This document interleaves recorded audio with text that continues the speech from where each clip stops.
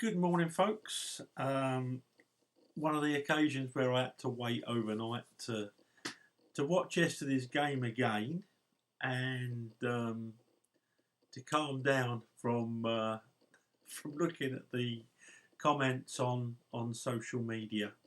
Um, right, first of all, let's really put this season into perspective. Last season we lost. Oh, sorry, this season we've lost the best player to have played for Chelsea, certainly in the last 10 years. Um, One of the best players in our history, Eden Hazard. We lost him. Last season, he was responsible for 50% of our goals, and not only that, the way he opened up defences and created space for people, he's a world superstar, basically, and we lost him. Couldn't go into the transfer market to try and replace him because of the ban. And we also sold people like Gary Cahill, who, looking back last night on some of the Twitter feeds, it was quite, how can I put it? It was vile, really, some of the comments about Gary Cahill before he left. And who was man of the match for yesterday at Crystal Palace? It was one Gary Cahill. He was really, he was forced out of the club, in my opinion. But yeah, the club didn't offer him new terms, or they offered him a year, I think, but he wanted to. Fair enough, at that age you would. So we lost Gary Cahill as well. Not so much of a loss from a footballing side was David Luiz, but there's still that experience in the dressing room. We all wanted Lampard to the next manager to blood youngsters. We've moaned about Mourinho, we've moaned about Conte.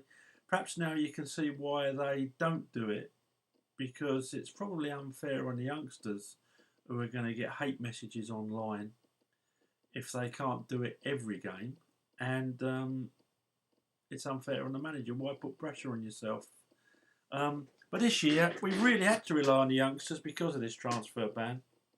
Now, at the start of the season, I predicted we'd finish eighth, and I did that looking at our squad and looking at some of the other squads that I think are either better or pretty similar to our squad. People go on about Sheffield United, but they're mainly a bunch of experienced, albeit Championship players, combined with a few decent players now from around the world. When you're spending sort of 20, 30 million on a player, you're not getting a mug. But yeah, Sheffield United weren't one of the teams I predicted to finish above us, by the way. I'm not Nostradamus or anything.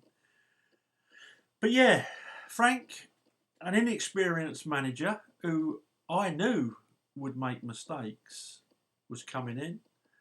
But because of his footballing pedigree and because of his legendary status as a player with Chelsea, I thought, yep, let's give him at least a couple of transfer windows, see what he can do, because it would be nice to get some stability at the club.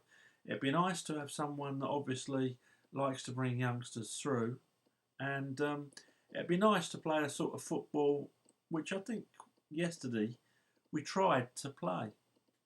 We tried to play it on a very wet pitch. It had been well watered, and then after that downpour, it had been very well watered. But that's where we were. That's where we are. Youngsters will have up and down games. A lot of our older players are waning badly, although I thought Pedro played well yesterday, apart from the second goal, where for some no logical reason he totally left his man and let him run in behind to score a goal. So I don't know what that was all about. Perhaps he was tired. But the older players in our squad are really waning, and we've got a lot of players who just don't cut the mustard if you want to get back to the standards that we set between, say, 2004 and 2012. We really started. We were on the wane. If you look at that side that won that European Cup, the Basinguas of this world, and that we weren't. It wasn't one of our greatest sides, but we still had a core of players. Your John Terrys, your Didier Drogba's, your Peter Cechs that really carried us through. So that's where we are. That's where we are. You look online, there's certain people that think we are entitled to be a successful team, entitled to be a big club, and that just isn't football. Liverpool are just coming out the doldrums. They've had faith in Klopp for 4 years, but before that, they've had 30 years of dross. Despite throwing money at it and despite loads and loads of managers, dross. So there is no entitlement. I remember when Liverpool were the greatest club side in the world. And then dross. So I put a lot of our current position down to the board. But Abramovich is rich, but can't keep throwing money. When you're spending 34 million on people like Drinkwater, no disrespect to Danny Drinkwater, he's a good player, but when you're doing stuff like that, Bakayoko, what was he, 35 million? Worst player I've ever seen in a Chelsea shirt. Don't know why. Perhaps he just didn't settle. He's obviously can't be that bad, or if he's as bad as I think he is, he'd be up the park, substitute on a Sunday morning. And if a player got injured, he'd still be substitute. I'd just have him playing with 10 men and him still stood there. So that's where we are. But yesterday on social media after the game, it was meltdown. A load of people wanting Lampard out. Players getting individually abused. And I thought to myself, that's it. I can't, on a match day, go on social media anymore, whether it's win or lose. Because when we win, you still get people criticising. Caballero yesterday, I thought Caballero had a really good game. But there were people saying, oh, Kepa this, Kepa that. And when you go back through their Twitter feeds, which I did last night, sad man that I am, a lot of them were Kepa out not so long ago. You just couldn't write it. You couldn't write it. One guy answered me and said, I go to all the games.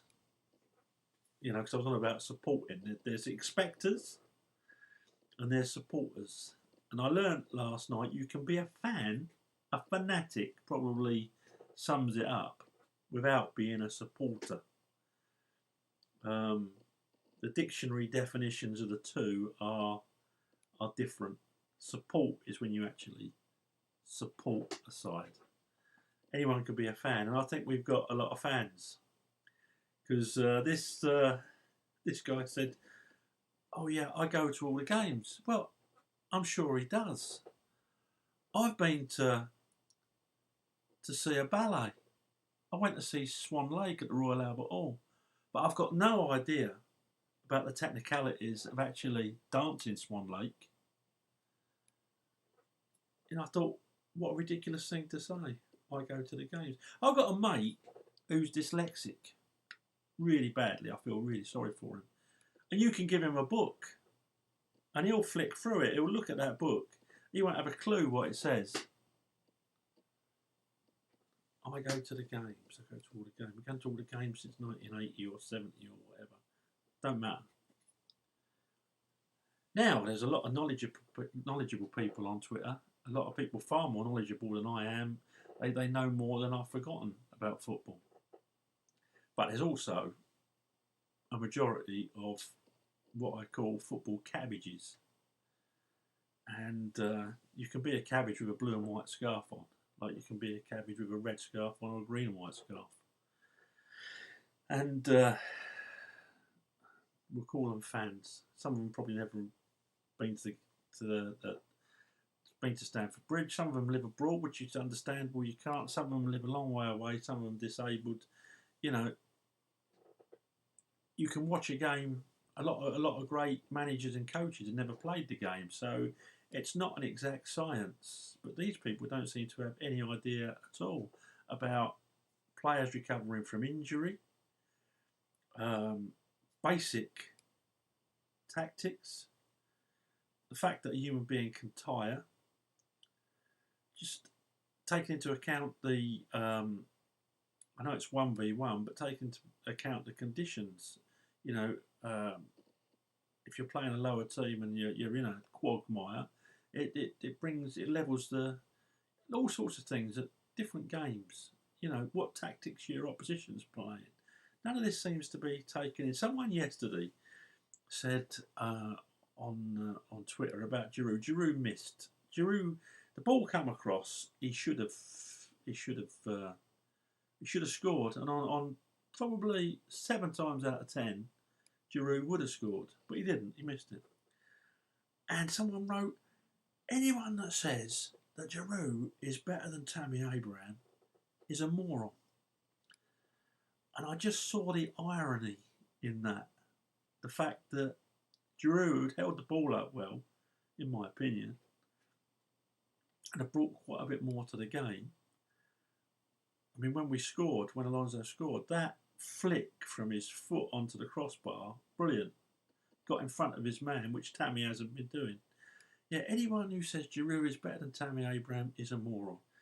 Anyone that says World Cup winner Olivier Giroud is better than a 21-year-old who's got 13 goals this season and seems injury prone is a moron. Now, I'm not saying Giroud is better. I think under certain conditions and certainly potential-wise, Tammy Abraham is right up there. But the guy won't see the irony in that. But there you go. So, I'm going to give Twitter particularly a miss on match days because my head just can't stand it. You know, there's only so much ignorance that you can stand, and for those people that I learn from who are really knowledgeable, and you know, your voices are gradually going like that, and Cabbages are gradually going like that. So, right, the game yesterday. Caballero made some great saves, to be honest. There's one particularly in the first half, and it was 0-0 where he stood tall. Great save. Should he have saved the header? Very possibly a top keeper would have saved it. I don't think Kepa would, the way he's been playing this season. It's almost similar to one that Kepa let in. Can't remember who it was against. Possibly Manchester United. Can't really remember. But yeah, identical. Yeah, if you've got a top keeper, if you've got Alisson or Peter Cech in their pomp, in their prime, they're going to save it. But Caballero did well yesterday, and I also like the fact that he talks. You can see he's organising the back four. He's letting them know when there's a man on, and Kepa always seems pretty quiet. And in fact, both Rudiger and Alonso have had a go at Kepa for not talking at times. So I think it says it all. Reece James put some lovely balls in yesterday. Great going forward.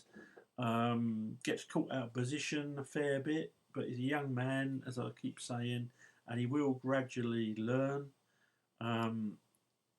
Sprinted back a fair bit yesterday. The occasional bit of ambling, but pretty good. Aspie, yeah, got caught out for pace a few times, which he will do. But gave 110%. That's all. Dave does that every game, didn't he? Tamore looked very ring rusty to me. That mistake he made in the first half, where he got caught early on in the game. I don't even know what he was doing. Some sort of pirouette. Perhaps he's seen Swan Lake like I have. And the guy got in and should have scored. At the top level, can you imagine doing that against Bayern Munich? I thought he was very rusty, which you'd expect. Few rumours as to why he's been out so long, which I've asked a few people, and they are just rumours. but there's rumours at the club as well as that in the media. But anyway, he's back, which is good, and but he's learning. He's a young lad, and he is going to make mistakes. Christensen, I thought he had a decent game yesterday. I didn't think we played that badly yesterday, apart from some individual mistakes, not being able to defend corners, obviously, and poor finishing again. I thought we played well. I'll be honest. I don't think it was the doomsday scenario that some other people watched. I don't know. Watched it again this morning, and I thought we played half decent. To be honest, we were very unlucky. Some great saves by their goalkeeper. Mind you, I suppose equaling out early on, we could have been caught out. Jorginho, for me, who started the season on fire, is going through a little bit of lapse of form, and again got a needless booking, so he's missing a lot of his passes. I've just been making notes there. How many of his passes go backwards and sideways, and how many go forwards? Now I'm just there with a notepad ticking numbers off. But if I'm right, 6% of his passes go forwards. So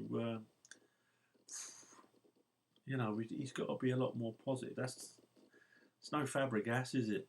But yeah, possibly give Billy Gilmore a chance against Liverpool. Let's see what he's really made of.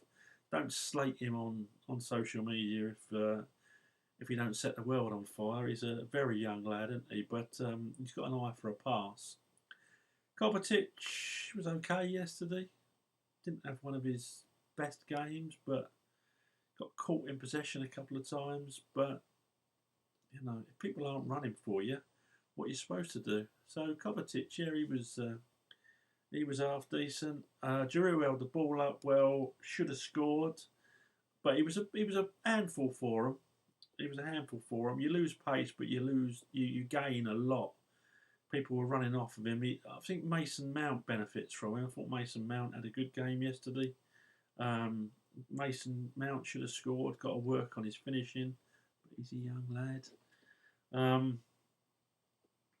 Yeah, Pedro looks to me to be declining dramatically. He didn't have a bad game, but I'm not sure what he brings to the table anymore, really.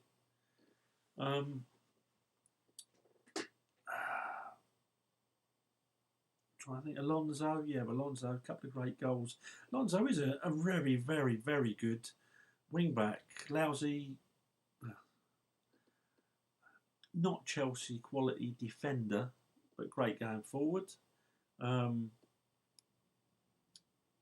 already done Reece James, caught out of position a couple of times, but okay. And that's it, isn't it? When they came on, Ross Barkley was atrocious. Should have scored, but we're used to that now. I honestly don't know what he brings. The one good game that he has in 10, where he's positive going forward. But I'm sure Frank Lampard knows better than I. Willian came on, brought on a bit too late, in my opinion. And Batshuayi again should have scored. There we go. It was just the same old, same old. We haven't got the quality in the side, and at fourth, I've seen a couple of vlogs saying, "Oh, we're not punching above." Yeah, we are punching above our weight. Look at the quality of the teams. We're only fourth because they're poorer than we are. But the table don't lie after this many games. We've got some hard games coming up, but sometimes Chelsea really comes to the fore in those games, so I'm not getting too despondent about it. But we are punching above our weight for what we've got. We're not a European quality team at the moment. As soon as we start realising that, the better for everyone. And you can't just say when players are left out the side, "Oh, bring him back. Oh, bring him back." When you've been slating them 2 months before, which a load of our Twitter followers, fanatics, have. Oh, it's funny, really. It's It's funny. Lampard, yeah, he's made mistakes and he will make mistakes because he's a young manager and he's learning. But I'll tell you this, I think give him a couple of transfer windows, like we said, and Chelsea are going to be in a lot better shape than they are now. So anyway, that's my review of yesterday's game. Individual mistakes. Pedro leaving his man for the second goal. A top quality keeper would have saved one of the goals at least, and a top quality striker you'd expect would have got 2 or 3 goals yesterday. Reviews are pretty much the same all season, aren't they? But I knew it'd be like this, and I'm prepared to take it on the chin. I've watched Chelsea for 50 odd years, and I've seen them be an absolute cack. You think this is bad? Oh my God! Just go back to the 1980s. There'd be fanatics that are virtually suicidal out there. Trust me. Anyway, looking forward to Liverpool in the FA Cup. Don't expect us to beat them, but who knows? Chelsea, as we know, are a funny old team. Have a good finish to your weekend. Okay, up Chelsea.